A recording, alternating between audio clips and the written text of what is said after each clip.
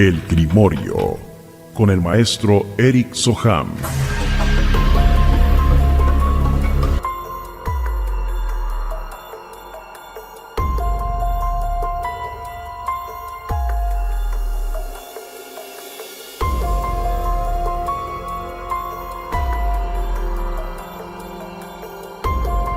Bueno, por las condiciones que señalan, por ejemplo, en la madrugada, pues ya prácticamente en la madrugada, en la oscuridad y araños, pues esto generalmente lo infringen seres de bajo astral. Vamos a recordar que siempre que hay un lugar que está infestado, que tiene algún tipo de presencia ya de esta naturaleza por las mismas condiciones de contaminación o de infestación, pues generalmente vamos a decir los síntomas o las huellas físicas que pueden dejar, pues son los moretones en los brazos, en los antebrazos, en los muslos, en la espalda, moretones como del tamaño de un dedo, y por supuesto los rasguños. Son rasguños muy finitos, como si los hubieran hecho con un alfiler la mayor parte de las veces. Hay veces son más grandes, pero generalmente son muy finos, y a veces en lugares a donde la persona pues no podría alcanzarse, como por ejemplo a la altura de la escápula, en la espalda, lugares donde uno no tiene acceso, aparecen, es muy frecuente que aparezcan esta clase de rasguños, que no son otra cosa más que pues huellas de araños de estos seres. Pero lo que pudo haber sido, pues es eso. Aquí, como siempre, recomendaríamos que puedan confirmar con algunos de los síntomas que pueden estar alrededor de la casa, que hemos mencionado en muchas ocasiones, para darse cuenta si esos araños coinciden con algunos de los síntomas de baja vibración en una casa, para que puedan buscar ayuda y puedan liberarse de esto, que les trae muchos problemas. Y esto es completamente posible cuando alguien tiene la capacidad.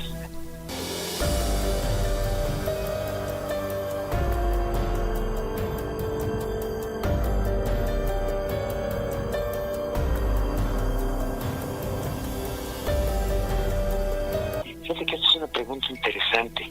Antiguamente había solamente entre los druidas y cultura de aquel entonces, había dos estaciones del año, una que era la productiva y otra que era la no productiva, la noche, o la prolongación de la noche, o el invierno, que terminaba con la última noche del mes de octubre para amanecer en noviembre. Ahí empezaba la época de muerte, porque había mucho frío, había nevadas, no se daba nada, y todo se iba así hasta que llegaban a abril, en el Día del Niño precisamente. Ahí terminaba esa noche larga de invierno, para que viniera entonces pues todo lo que era la gestación, los cultivos, incremento de temperaturas y mejores condiciones de vida.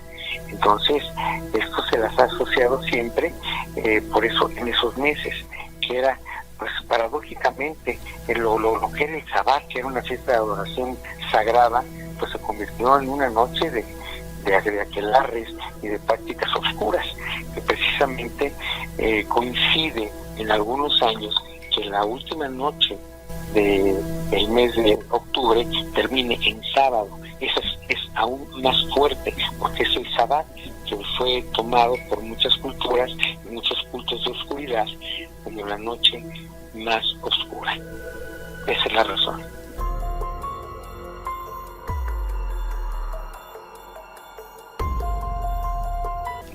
Bueno, sí, es una pregunta simpática, pero tiene mucho sentido.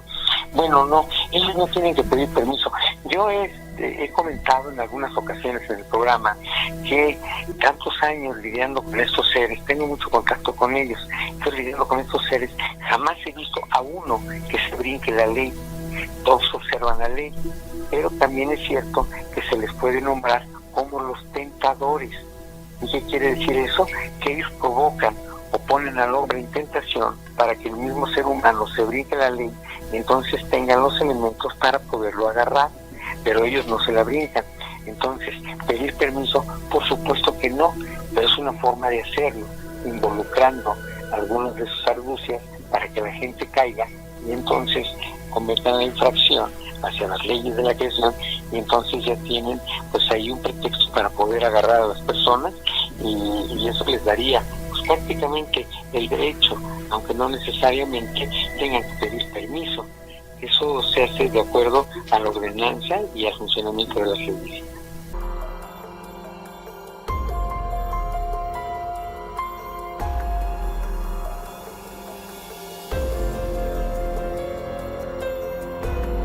Bueno, no se roban el calor, no se roban el calor.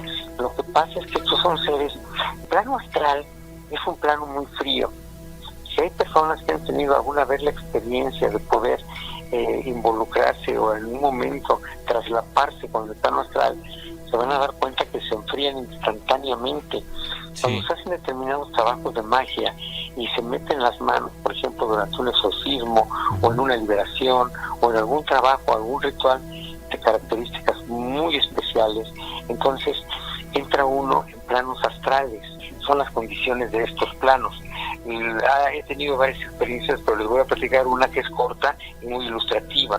En una ocasión, después de un exorcismo con mi equipo, fue en un día en el consultorio a donde pues hay un corredor que le da el sol de lleno, y después de que terminamos salgo yo del recinto a ese corredor y sin darme cuenta, porque no fue a propósito, entré en astral y fue cuestión de segundos lo que dura adentro, tal vez 4, 5, 6 segundos, no más.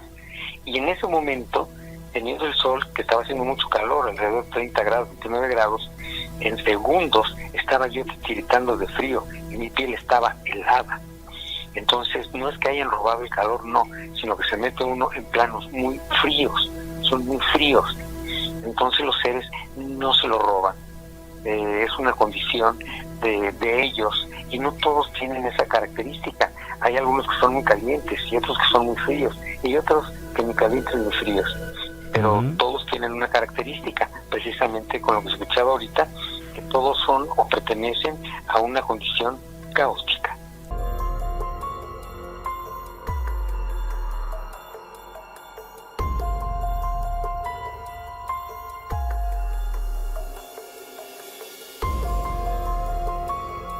Pero no son principios, se llaman afirmaciones.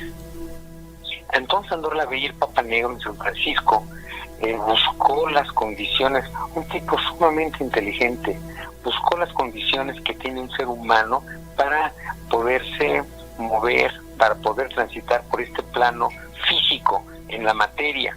Y entonces puso condiciones que todos los seres, es lo que quisieran y sería lo ideal.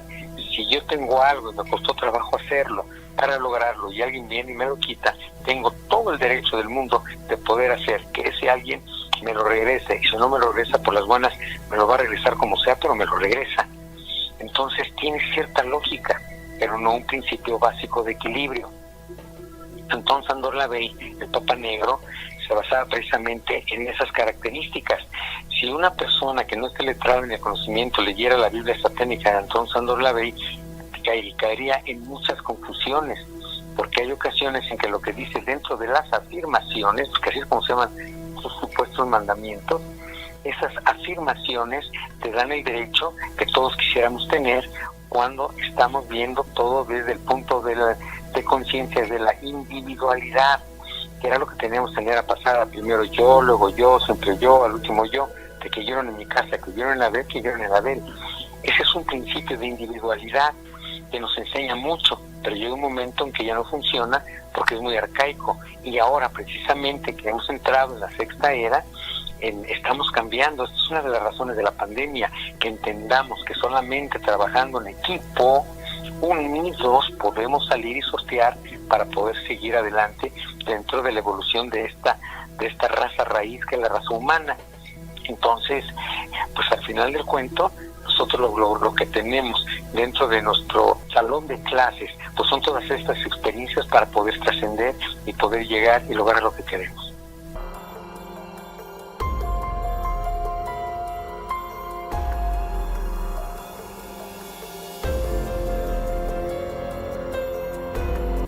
No, pero no es sobrenatural. No, es al igual que la pregunta pasada. El demonio tiene una característica. El demonio es caótico.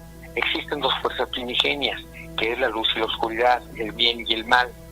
Entonces esas dos fuerzas tienen un poder inmenso que juntas pueden generar una corriente o un fluido energético que es lo que se necesita para que haya creación, con un conciliador, porque solas harían cortocircuito, no funcionaría.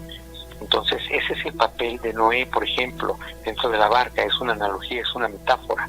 Por eso es que no han encontrado el arca, pero en realidad al final es eso, que hay un convenio entre los seres caóticos, que es la oscuridad, y los seres de luz, que llevan la supremacía por la emanación que tienen, que son constructivos y de equilibrio.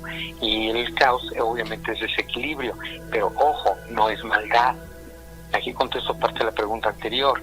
La maldad le pertenece al ser humano. El ser humano es una persona que tiene características que para poder lograr lo que quiere, y esto sucede en muchísima gente, no les importa pasar encima de quién para poderlo lograr. Y si a eso se les arrima un demonio que es caótico, entonces se potencializa esa maldad. El demonio no tiene maldad, pero es caótico y destructivo.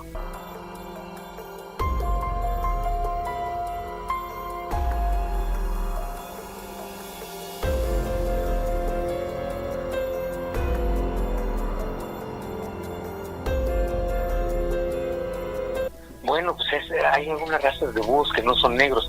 La mayoría de ellos son grises y algunos cafecitos. Y hay blancos también que no son muy comunes. Ajá. Pero no son simplemente animales. Lo que hemos nosotros comentado en algunas ocasiones, porque pues así nos los han enseñado, pero lo hemos entendido mal.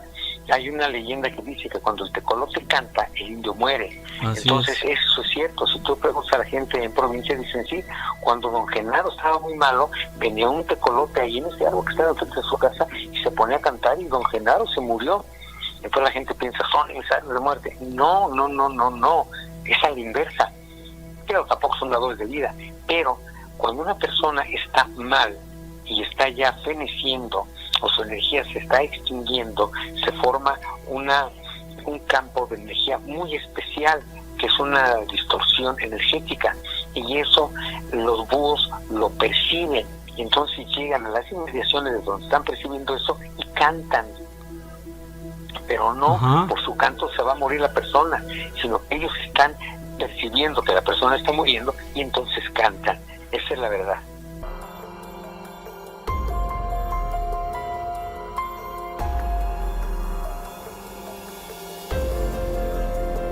Tienen determinadas características, pero leer la mente no.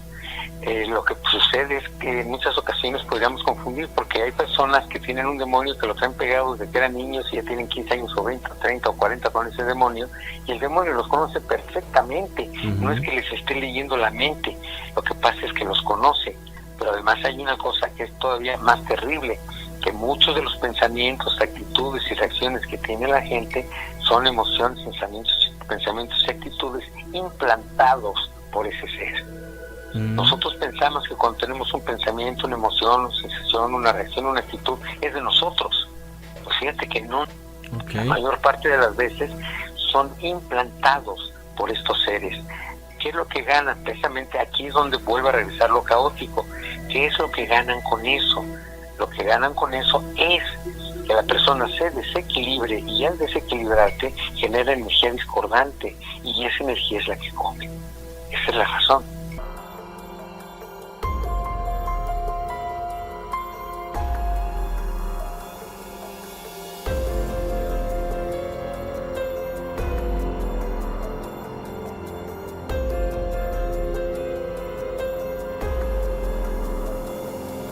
Sí, mira, aquí lo que pasa, precisamente lo que acabo de comentar, que estos seres implantan emociones, sensaciones, actitudes, reacciones. Por ejemplo, lo que tiene esta nenita, si no se atiende, podría terminar en una posesión, porque estos seres, cuando se empiezan a arrimar, empiezan primero a implantar las emociones, sensaciones, actitudes, todo lo que dije, sí, pero la persona llega un momento en que empieza a generar una energía discordante dentro de sí, y este ser paso a paso va cada vez intercalándose, metiéndose más en esa persona hasta que termina adentro.